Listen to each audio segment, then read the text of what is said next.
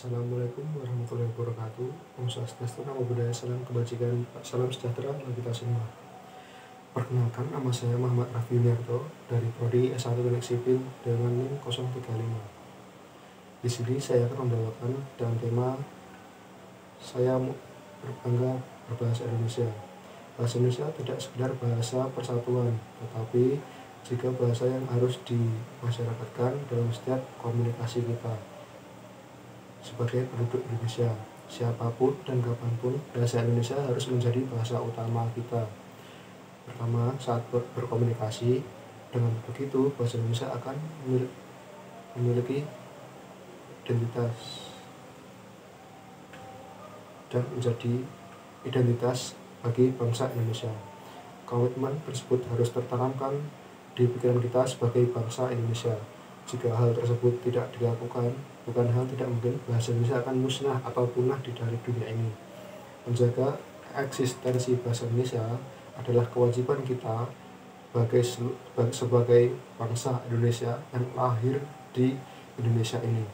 Oleh karena itu, ukuran nasionalisme tidak diukur hanya dalam bela negara dalam bentuk fisik seperti berperang dan lain-lain, akan tetapi juga diukur dalam nasionalisme dan peran dalam anak bangsa dalam mempertahankan eksistensi bahasa Indonesia.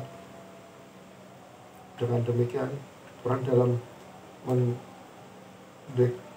menjaga bahasa Indonesia bukan tugas tim sarjana bahasa dan lainnya, namun juga tugas seluruh masyarakat Indonesia.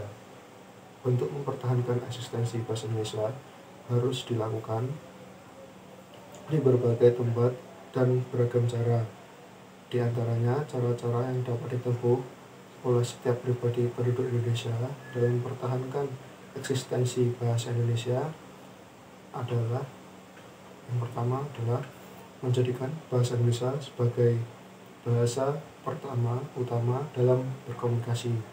Sering berkomunikasi dengan bahasa Indonesia bukan hanya sekedar karena tidak mengerti bahasa lain, akan tetapi karena mengerti kecintaan dengan bahasa Indonesia, sehingga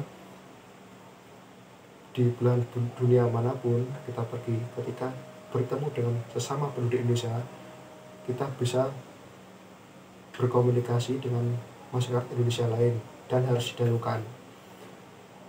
Dan hal tersebut akan menjadi identitas anak bangsa kita dan menjadi bukti kecintaan akan bahasa Indonesia. Dengan demikian, langkah yang paling mudah dalam mempertahankan eksistensi bahasa Indonesia adalah dengan selalu berkomunikasi menggunakan bahasa Indonesia.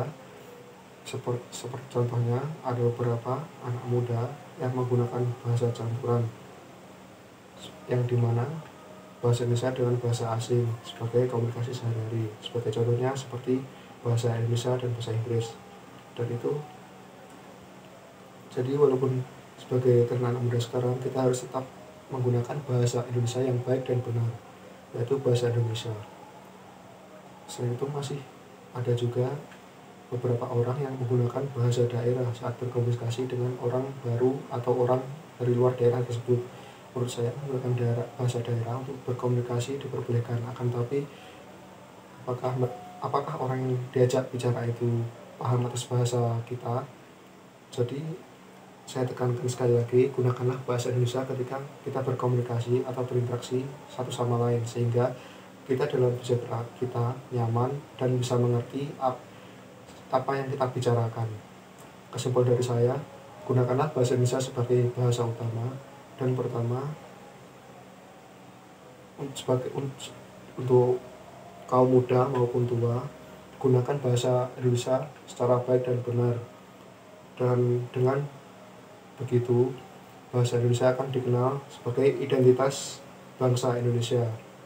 Nah, berkaitan dengan tanggal 1 Oktober sebagai anak muda, kita harus memperingati Hari Sumpah Pemuda yang sesuai dengan tema kita, yaitu Sumpah Pemuda yang ketiga, menjunjung bahasa persatuan bahasa Indonesia.